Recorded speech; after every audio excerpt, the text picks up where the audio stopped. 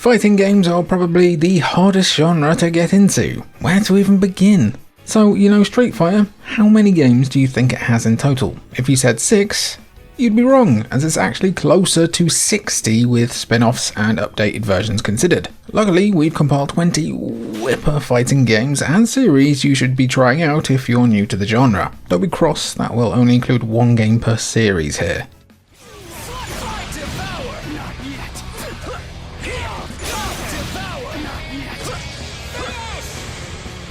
Arc System Works have made a name for themselves for their incredible anime fighters, with titles like BlazBlue and Persona 4 Arena, among others. BlazBlue Cross Tag Battle is possibly their best encapsulation of what those games have to offer, outside of another rock and roll focused series that we'll be covering in a bit. But if you want anime brawling, this is probably your best bet. Featuring characters from BlazBlue, Persona 4 Arena, Under Night, that's a great series, and the anime series Ruby with a 2.0 update that included even more characters, Cross-Tag Battle's approach to 2v2 tag fighting feels like a love letter to one of the genre's biggest subsets. Plus, the simplified controls and tutorials make it the most accessible entry too, and it's quite cheap these days. It's a flashy and engaging fighter, and while it might be one of the more niche games we'll talk about today, it's accessible enough for everyone to pick up and get some fun out of.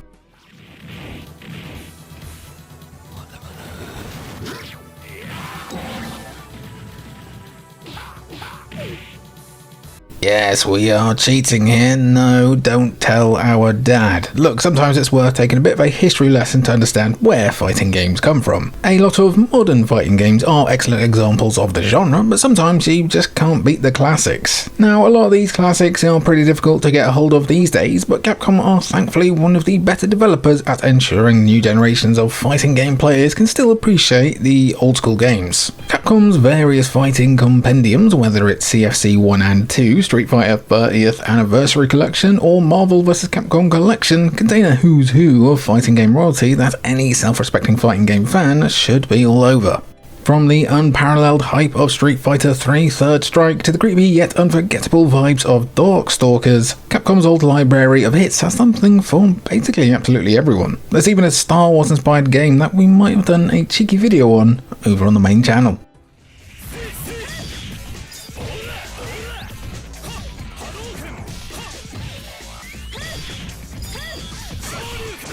Granted, Capcom vs SNK 2 might already be featured as part of the second Capcom Fighting Collection, but its impact on the world of fighting games and its effect as a celebration of the genre means it deserves a special mention here. Arguably one of the biggest crossovers in fighting game history, Capcom vs SNK 2 saw the two giants of the fighting game industry combine once again to create a fusion that played to the strength of both developers. The end result was a now legendary fighting game series that people still want a third installment of. The groove system in particular allowed you to play as Capcom and SNK characters in different ways. Ryu is able to utilize Samurai Shodown's rage system, or Kyo Kusanagi can pull off Third Strike-esque parries. The sprite work might be a little bit inconsistent, but as a celebration of fighting games and their history, CVS 2 is bloody incredible.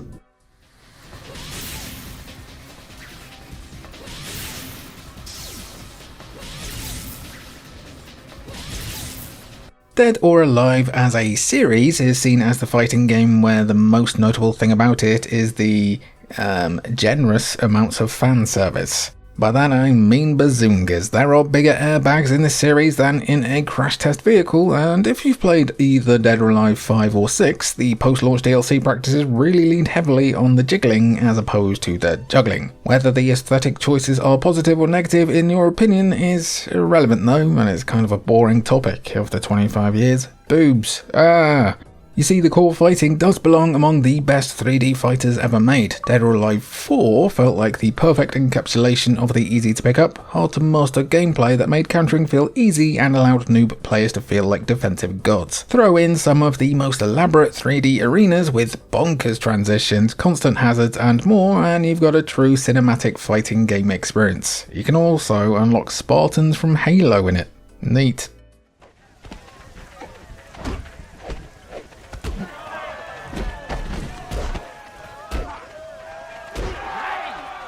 While Aki are perhaps most known for their wrestling games like the iconic WWF No Mercy, and the Def Jam games are practically wrestling games themselves, Fight for New York seamlessly blends superlative wrestling gameplay with heavy-hitting strikes and flashy combos. The results are now legendary. With support for up to 4 players, Def Jam Fight for New York offered answers to the playground question of which rapper could beat who in a fight. The game included a host of brilliant hip-hop artists and a few rubbish ones to boot, like who the hell is Bless? What is a Bless? But the real star of the show was the brutal fighting. It's arcadey, daft and bloody brilliant. After the less than stellar Def Jam icon though, the series fell by the wayside, but we would love to see a return one day. It'd be our jam.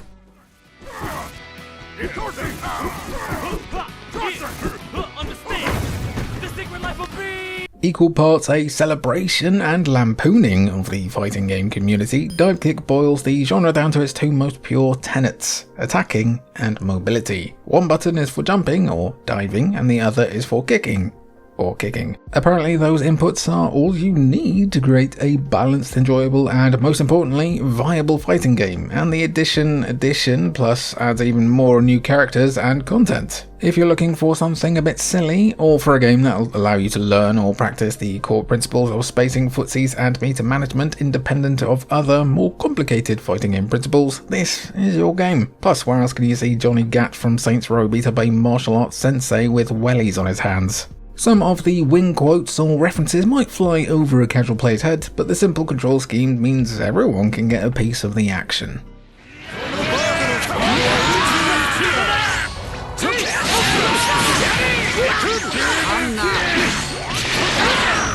If anyone was going to be able to do justice to the idea of a 2D Dragon Ball fighting game, it'd be Arc System Works. As you might have heard, they absolutely nailed it with Dragon Ball FighterZ, a 3v3 tag fighter, and certainly not the last one we'll be talking about today. Dragon Ball FighterZ gathers characters from across the franchise's extensive history to do a bit of battling. With a mostly universal set of inputs across the board and no motions more complicated than a quarter circle, learning a team of characters is easier than ever, and the fast-paced, exciting action ensures a constant level of hype, whether you're playing or watching. With many multiple seasons of content under its belt, FighterZ has been getting better and better since launch, even if there are like 6 million different versions of Goku.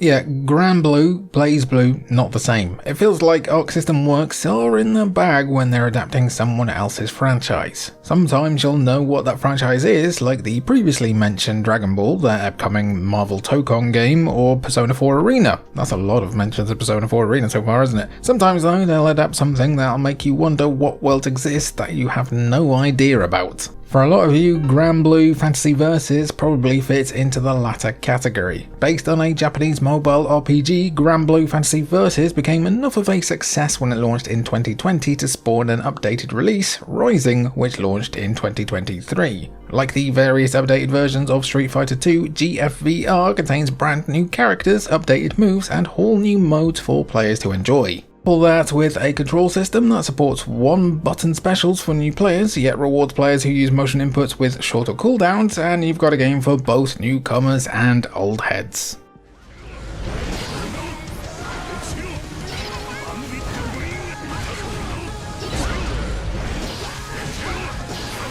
A FGC mainstay, Guilty Gear has been around since the late 90s, though since Guilty Gear XRD Sign and its follow-ups, Revelator and Rev 2, the series has enjoyed a whole new level of success. Let's be honest though, it wasn't going to be thanks to that MOBA they launched in 2008 that led everyone to the light. That success has continued onto the most recent release, Guilty Gear Strive, continuing the series' long-running tradition of stellar visuals and kick-ass rock music, along with gameplay that's deeper and engrossing for new and veteran players alike. Guilty Gear Strive might just be the best the series has ever been. With an extensive tutorial mode to boot, it's the perfect jumping on point for the series. Sure, you'll still get blown up if you go online, but that's to be expected.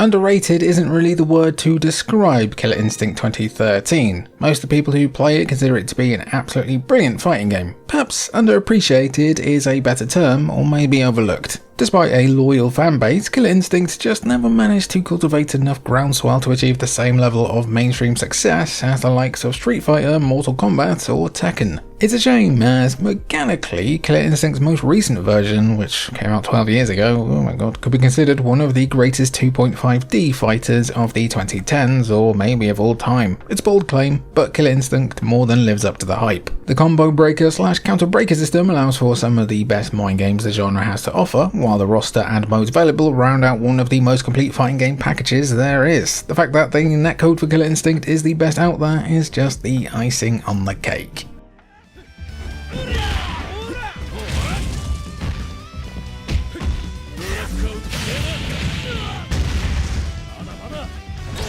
As sad as it might be to say, it feels like the King of Fighters series has lived in the shadow of Street Fighter since Capcom launched SF2 in 1991. SNK's fighting games have been left fighting for the scraps left behind instead, and while they've crossed over multiple times, they've never been as popular. SNK has definitely lent into that though, as the King of Fighters on the whole is a much more technical game than Street Fighter. The most recent release, the King of Fighters 15, might be the most technical game on this list, but that doesn't mean there aren't tools like Rush to help newcomers acclimatise to the completely different pace of KOF. For the casual players, this shouldn't be your first port of call when it comes to picking up fighting games as a new genre. Dip your toes elsewhere first, then when you feel like you need a much bigger challenge, give the King of Fighters 15 a go, and realise pretty quickly that you are actually just a jester of fighters.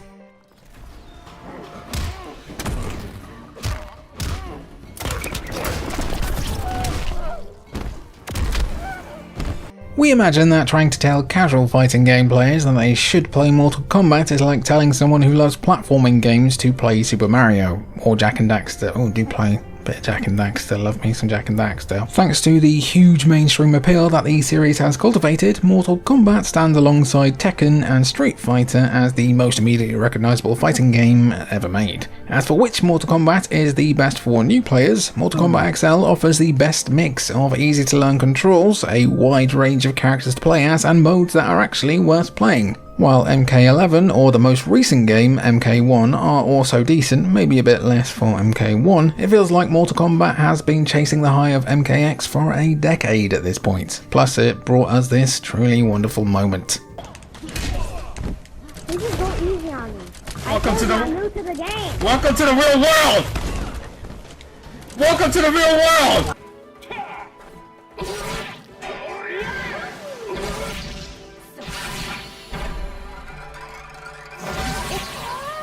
Another legacy franchise that's reached newfound strength with its most recent release, the 2019 iteration of Samurai Shodown didn't exactly reinvent the wheel for what it means to be a Samurai Shodown game, and it didn't really need to. Not when the formula is this good in the first place. If you ever wanted to experience the most high risk, high reward gameplay without actually engaging in traditional gambling, Samurai Shodown is the fighting game for you. A fighting game series where certain kinds of super moves can one-hit kill you, Sam Show 2019 continues the massive damage tradition that the series is known for, creating an experience that's still distinct within the fighting game space. Despite the series being over 25 years old at this point, there's no fighting game quite like Samurai Shodown. Plus, this entry introduced the brilliant Dali Dagger, which is reason enough to belong in this video.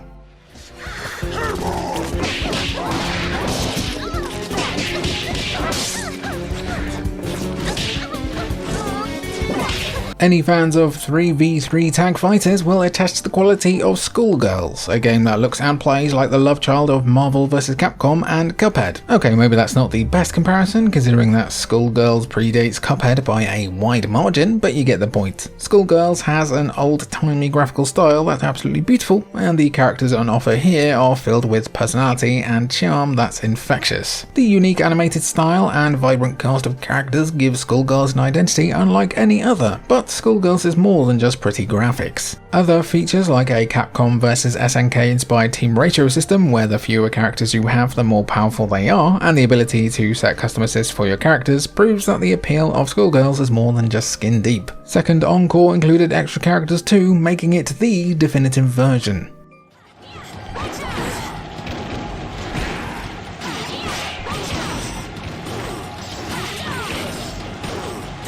When it comes to weapons-based fighting games, the pinnacle is Soulcalibur. Of that, there is no question, and the best installment of this series is almost undoubtedly Soulcalibur 2. It is pretty much the perfect sequel. Soulcalibur 2 introduced new characters, tightened up the overall gameplay, and flooded the game with an abundance of mode, including a bolstered Weapon Master mode to create one of the best fighting games ever made. Famously though, Soulcalibur 2 has a couple of different versions thanks to some console exclusive characters. PS2 and Xbox had Heihachi and Spawn for some reason, while GameCube beat them both with Link from Zelda. With Soulcalibur 2 actually available as part of Nintendo's GameCube emulator on the Switch, it's now easier than ever to experience one of the best fighting games ever made. That being said, if you don't have a Switch, Soulcalibur 6 is also pretty dang good.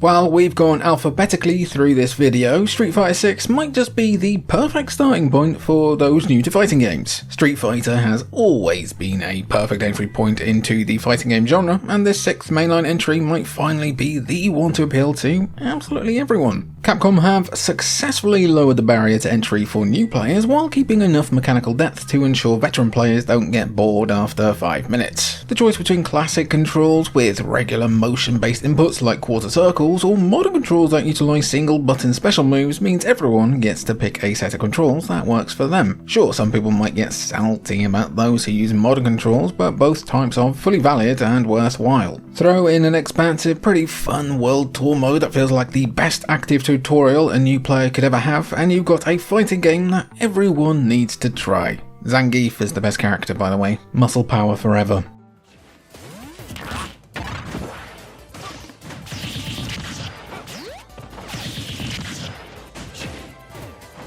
Purists might be upset to see that Melee isn't given the nod here. While the work competitive players have done without Nintendo's help is astonishing over the decades, Melee today isn't a casual game. Super Smash Bros. Ultimate pretty much is.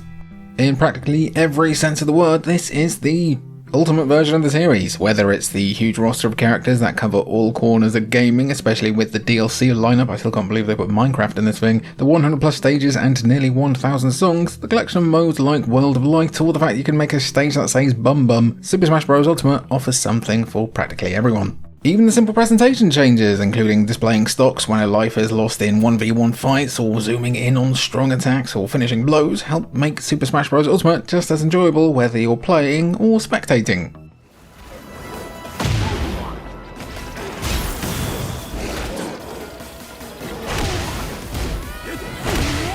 The third entry in the golden trio of incredibly recognisable fighting games, Tekken is another series that feels like an obvious pick when recommending games for casual players. Chances are that if you've owned a PlayStation of any kind or visited a friend who owns one, you've probably played a Tekken game at some point. It's probably Tekken 3, especially if you're older, let's be honest. Pretty much every Tekken game is worthy of recommendation thanks to easy controls and fast-paced gameplay, but we're highlighting Tekken 8 today. The newest entry, so therefore the easiest to get a hold of, Tekken 8 retains the fast-paced juggle combo heavy gameplay of the series. However, this new version adds more rage and hoot mechanics designed to reward aggression and promote back and forth gameplay that makes Tekken 8 endlessly exciting. With a full suite of online modes, plenty of single-player content, and a deep well of knowledge to learn, Tekken 8 is unmissable. As mentioned though, basically every Tekken game has held up well though. Well, apart from Tekken 4.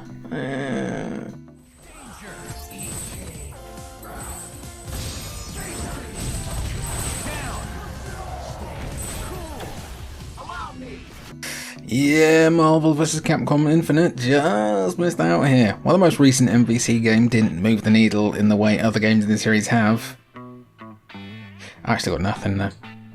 Anyway, Ultimate Marvel vs. Capcom 3 took the 3v3 hyper-fighting action the crossover series is known for and expanded upon it with a massive roster of characters, and it's really bloody fun. With 48 characters, 50 if you include DLC, and 3 assists per character, the amount of potential matchups here is absolutely bonkers. Sure, it might make Ultimate a bit unbalanced as a whole, but also just for a brilliantly goofy fun game.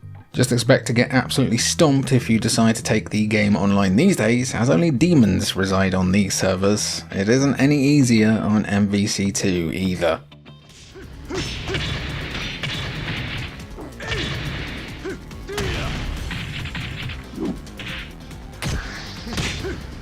In the genre of 3D fighters, Virtua Fighter doesn't seem to get the recognition it deserves. The one fighting game to truly pioneer 3D environments in the genre, Virtua Fighter pushed the boundaries of graphics while retaining a mostly grounded take on fighting game physics. There's still juggle combos, but character weight and size affects things. There's massive depth here, which is wild considering the game has a 3-button control scheme. Virtua Fighter does a lot with so little. Sega AM2 have crafted a complex and beautiful fighting game that'll entertain you for years because it'll take you years to actually get kind of proficient at the game. Or you can just mash buttons as Brad. The most recent version, Virtua Fighter 5 Revo World Stage, is the definitive version of VF5, complete with new single-player modes and best-in-class online netcode, making it the perfect place to start with Virtua Fighter before the next game comes out. A sentence I never thought I'd say. But here's another sentence I never thought I'd say.